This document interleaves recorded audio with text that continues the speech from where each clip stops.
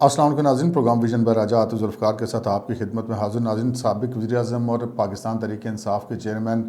عمران خان صاحب کے گرد قانون کا شکنجہ آہستہ آہستہ ٹائٹ ہوتا جا رہا ہے، اور وہ آہستہ ضرور ہے لیکن وہ بہت مضبوطی سے ان کو جکڑا جا رہا ہے۔ پتہ نہیں انہیں ابھی اس کا احساس ہو رہا ہے یا نہیں ہو رہا، ابھی تو ذرا نئے وہ حکومت سے باہر ہوں، ابھی بھی ان کو کافی امیدیں ہوں گی، لیکن یہ جو قانون کا شکنجہ کسا جا رہا ہے اس حوالے سے اگر ہم بات کریں تو آج اسلام آباد ہائی کورٹ نے توشہ خانہ سکینڈل کے حوالے سے بہت اہم احکامات جاری کیے ہیں، جن سے بچ نکلنا عمران خان صاحب کو بظاہر ممکن دکھائی نہیں دیتا۔ اور پھر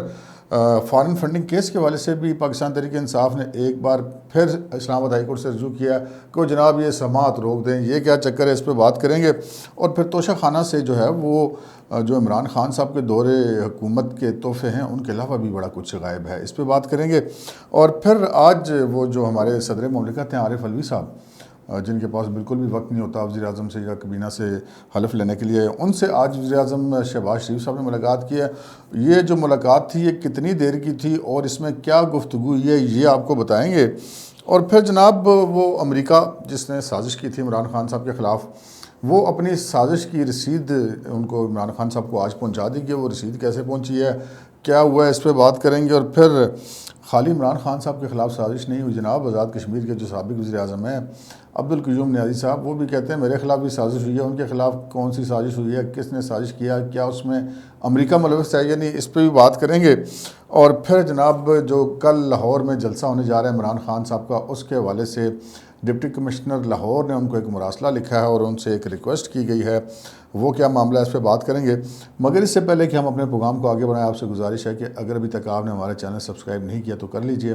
اور ساتھ ہی بیل آئیکن بھی دبا دیجئے تاکہ جو ہی ہمارا کوئی نیا پروگرام اپلوڈ ہوتا ہے تو اس کا نوٹیفیکیشن فوری طور پر آپ کو موصول ہو سکے۔ پروگرام کا باقاعدہ آغاز کرتے ہیں ناظرین۔ ہمارے ایک صحافی دوست رانا ابرار خالد جو ہمارے کولیگ ہیں، انہوں نے ایک پاکستان انفارمیشن کمیشن میں درخواست کیا دی کہ وہ سارا کچھ شروع میں تو ایسا لگ رہا تھا جیسے وہ درخواست دے کے پھنس گئے، جتنا ان کے اوپر دباؤ تھا، ایف آئی اے والے ان کے گھر پہنچ جاتے تھے، ان کا پیچھا کیا جاتا تھا، ان کو ہراساں کیا جاتا تھا، لیکن وہ بندہ جو ہے وہ ڈٹا رہا اور بالآخر عمران خان صاحب کے اقتدار کا سورج غروب ہوا۔ لیکن اس کے ساتھ ہی پھر توشہ خانہ سکینڈل باقاعدہ طور پہ سامنے آ گیا، اگرچہ کہ اس کی ابتدا کا کریڈٹ جو نہیں ہے وہ رانا ابرار خالد کو ہی جاتا ہے۔ تو رانا ابرار خالد صاحب کی درخواست پر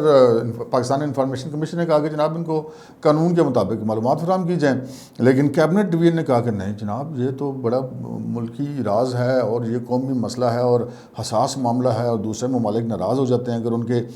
دیے گئے تحائف جو نہیں ہیں وہ پبلک ہو جائیں۔ بھائی جان کیا آپ کوئی سینیٹری فیوجز لے رہے تھے، کوئی یورینیم لے رہے تھے، کیا چکر تھا کہ وہ ایسا کوئی ناراض ہو جائیں گے؟ کون سی ایسے بوفرز توپیں لے لی تھی یا رافیل طیارہ لے لیا تھا؟ کوئی ایسا چکر نہیں۔ بہرحال یہ تو عمران خان صاحب خود بھی ماضی میں بڑی تنقیدیں کرتے رہے کہ جناب وہ جب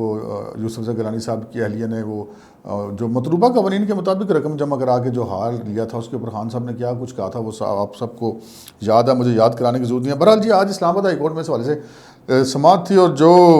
جسٹس میاں گل اورنگزیب نے ریمارکس دیے اور جو حکم دیا وہ عمران خان صاحب کو، جن وہ گوڈے تو کیا اب وہ گردن تک پھنس گئے ہیں، اب اس میں سے نکلنا بظاہر مجھے تو نہیں لگتا کہ اس میں سے وہ معاملے میں سے نکل پڑیں گے۔ یہ معاملہ جو نہیں ہے وہ اب کیا کہتے ہیں بچے کی جان لے کے چھوڑے گا۔ تو بہرحال جسٹس میاں گل اورنگزیب صاحب نے کہا ہے کہ جناب ہم پاکستان انفارمیشن کمیشن کے حکم پر حکم امتناعی نہیں دے سکتے، یہ حکم امتناعی کیبنٹ ڈویژن نے مانگا تھا، تو انہوں نے کہا کہ نہیں جناب آپ معلومات فراہم کرنے کے پابند ہیں، اور ساتھ ہی انہوں نے یہ حکم جاری کیا کہ جناب توشہ خانہ کے متعلق تمام تر تفصیلات پبلک کی جائیں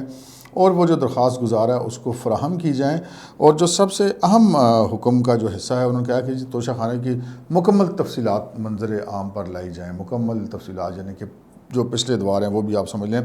اور جو اس سے بھی زیادہ اہم حکم ہے وہ یہ ہے کہ انہوں نے کہا کہ جو تحائف گھر لوگ لے گئے ہیں وہ ان سے واپس لیے جائیں اور قومی خزانے میں جمع کرائے جائیں۔ یہ بڑی امپورٹنٹ بات ہے۔ آج انہوں نے یہ کہا فاضل جج نے کہ لوگ آتے ہیں اور چلے جاتے ہیں لیکن پرائم منسٹر کا آفس وہیں رہتا ہے، اور جو تحفہ آیا ہے وہ اس آفس کا ہے، اور جو لوگ تحفے گھر لے گئے ہیں وہ واپس لیں گے۔ یہ بڑی امپورٹنٹ ریمارکس انہوں نے دیے، اور انہوں نے کہا کہ انہوں نے یہ جو قانون بنا ہوا ہے نا کہ جی 50% پیسے یا 20% پیسے، بیچ میں انہوں نے خان صاحب نے اس کو جب لینے تھے تو وہ پرسنٹیج کم کر کے پھر دوبارہ دوسرا آرڈر جاری کر کے پھر دوبارہ بڑھا دی۔ بہرحال انہوں نے کہا کہ ایک حد تک پیسے جمع کرا کر جو تحائف لے لینا یہ کوئی بات نہیں ہے. یہ فاضل جج صاحب کے ریمارکس ہیں. انہوں نے کہا کہ جو آئے وہ قومی خزانے کا ہے, اور یہ جو پالیسی ہے کہ اتنے % جمع کرا کے یہ لے لیجیے, اس پالیسی کو فاضل عدالت نے لوٹ سیل قرار دے دیا ہے. اور پھر ساتھ انہوں نے ڈپٹی اٹارنی جنرل کو یہ کہا کہ جناب انفارمیشن کمیشن کے احکامات پر مذکورہ شہری کو مکمل تفصیلات فراہم کی جائیں. اب یہ جو مکمل تفصیلات فراہم کرنے والا معاملہ ہے, یہ بھی وہ خان صاحب تو پھنس گئے, کیونکہ جو ذرائع ہیں ان کا یہ کہنا, ذرائع کیا, وہ پرائم منسٹر شہباز شریف نے جب اس کی تفصیل دی ہے تو وہ مسلم لیگ نون کی طرف سے وہ تفصیل اوپن بھی ہو چکی ہے کہ جی 112 یا غالباً 114 مجھے اب ٹھیک سے یاد نہیں ہے, کہ خان صاحب کے جو دور حکومت میں تحائف ملے تھے اور وہ سارے لے گئے. اور پھر اب ذرائع کا یہ کہنا ہے کہ جی جو پچھلے ادوار میں جو چیزیں آئی تھیں ان کا بھی ایک بہت بڑا حصہ غائب ہے, یعنی کہ جھاڑو ہی پھیر دیا توشہ خانے میں یہ جو سابق حکمران جوڑا تھا انہوں نے مبینہ طور پہ, اور ایون وہ کہتے ہیں ٹیبل میٹ تک بھی نہیں چھوڑے گے. آپ یہاں سے اندازہ لگائیں کہ مطلب اس سے بندہ کیا کہہ سکتا ہے, اسے طمع کہیں, حرص کہیں, کہ توشہ خانہ جو ہے وہ آپ کو ایک مطلب ہے ایک کھلا ہوا خزانہ نظر آ رہا ہے کہ مطلب آپ جو دل کریں کر لیں, آپ کا اختیار ہے. اور جو بہرحال یہ ایک ایسی حرکت ہے, میرا تو کم از کم بہت دل دکھی یار, پورے دنیا میں ہماری کخ عزت نہیں رہی. وہ گھڑی جہاں پہ آپ نے بیچی وہ بھی جنہوں نے آپ کو دی تھی وہاں پر واپس پہنچ گئی, اور پھر کیا پاکستان کی عزت رہے گی. بہرحال یہ ہوا ہے. لیکن یہ جو بات ہے کہ یہ جو 112 یا 114 تحائف ہیں, ان کے علاوہ بھی جو ہیں وہ بہت سارے تحائف جو ہیں وہ توشہ خانہ سے غائب ہیں. اب خان صاحب اس میں گوڈے گوڈے پھنس رہے ہیں. اور دوسرا پھر وہی جو خان صاحب کی جو فارن فنڈنگ والا کیس ہے وہ بھی تھریٹ دن بدن گہرا ہوتا جا رہا ہے. یہ تو وہاں پہ پہنچے تھے پہلے بھی کہ یہ ان کو روکا جائے, لیکن الٹا اسلام آباد ہائی کورٹ نے الیکشن کمیشن کی کلاس لے لی کہ جی 8 سال سے فیصلہ کیوں نہیں ہو رہا, آپ 1 مہینے میں فیصلہ کریں. تو پھر اب ان کی وائیاں اڑ گئی. اب انہوں نے ڈے ٹو ڈے ہیئرنگ شروع کر دی. تو آج پتہ چلا کہ جی اسد عمر صاحب سابق وفاقی وزیر, انہوں نے پھر اسلام آباد ہائی کورٹ میں ایک پٹیشن دائر کیا اور استدعا کی ہے کہ الیکشن کمیشن کو اس پر فیصلہ کرنے سے روکا جائے. اس میں انہوں نے بہت ساری وجوہات بیان کی ہوگی, لیکن وہ ساری وجوہات پہلے بھی عدالتوں کے سامنے آتی رہی, اب بھی آتی رہی ہیں. لیکن پاکستان تحریک انصاف کوشش مسلسل کریے کہ کسی بھی طریقے سے الیکشن کمیشن کی کارروائی کو روکا جائے. وہاں پہ کبھی ان کے وکلاء کہتے ہیں کہ جی آپ کو تو الیکشن کمیشن ہی مکمل نہیں ہے, آپ کے 2 ممبر کم ہیں. حالانکہ وہ 2 ممبر اس لیے کم ہیں کہ وزیر اعظم عمران خان صاحب تھے, وہ اپوزیشن سے مشاورت نہیں کرنا چاہتے تھے, اور ان کی مشاورت کے بغیر ممبر لگ نہیں سکتے تھے. تو اس وجہ سے وہ رکے ہوئے تھے. وہ بھی بیسکلی خان صاحب بھی ہی کی اینڈ پہ جو ہے وہ خرابی ہے اگر وہ الیکشن کمیشن مکمل نہیں ہے. لیکن اب الیکشن کمیشن کے پاس آپشن کوئی نہیں بچا اسلام آباد ہائی کورٹ کے حکم کے بعد. تو وہ اب پھر ایک دفعہ اسلام آباد ہائی کورٹ میں پہنچ گئے کہ جناب ہمیں جو ہے وہ اس کو کیس کو کی سماعت سے روکا جائے. تو بہرحال توشہ خانہ والا اسکیم ہوا, وہ تحفے واپس خان صاحب کدھر سے کریں گے جی, ویسے آپس کی بات ہے. وہ تحفے تو لیے, آگے وک بھی گئے, پیسے بھی کھا بھی لیے, پتہ ہی کچھ نہیں. نہ ان پیسوں کا کوئی انہوں نے اپنی آمدنی کے گوشواروں میں اظہار کیا, نہ ان پیسوں کا پتہ چلا ہے جو دے کے جمع کرا کے وہ تحفے خریدے گئے تھے. بہرحال بہت پیڑے پھنس گئے خان صاحب آپ. تو بہرحال اب آگے ہم چلتے ہیں جناب. وہ ہمارے آپ کو پتہ ہے جو صدر مملکت ہیں ڈینٹل پتہ نہیں وہ سرجن ہے یا ٹیکنیشین ہے ڈاکٹر عارف علوی صاحب,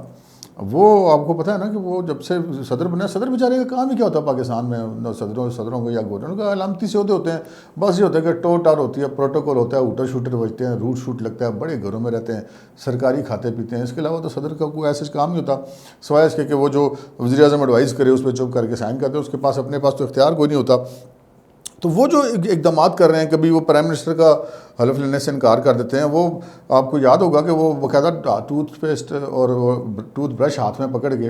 عارف علوی صاحب مطلب صدر مملکت کے اپنے آفیشیل آفس میں بیٹھ کے تو وہ عوام کو بتاتے رہے کہ آپ نے دانت کیسے برش کرنے ہیں. تو اب وہ یہ سمجھتے ہیں کوئی اس کام کے لیے صدر بنے. ویسے کبھی کبھار وہ کرا لیتے ہوتے ہیں, کوئی محفل شفل کرا لیتے ہوتے ہیں, یہ مشاعرہ شاعرہ سرکاری خزانے پہ 35-40 لاکھ روپیہ مبینہ طور پہ دے بھی دیتے ہوتے ہیں, پر وہ کام کرتے ہیں. لیکن جو کرنے والا کام ہے آئینی جو آپ کی ایک ذمہ داری ہے, آپ ایک پرائم منسٹر سے حلف لینے کو تیار نہیں, آپ چھٹی لے کے بھاگ جاتے ہیں.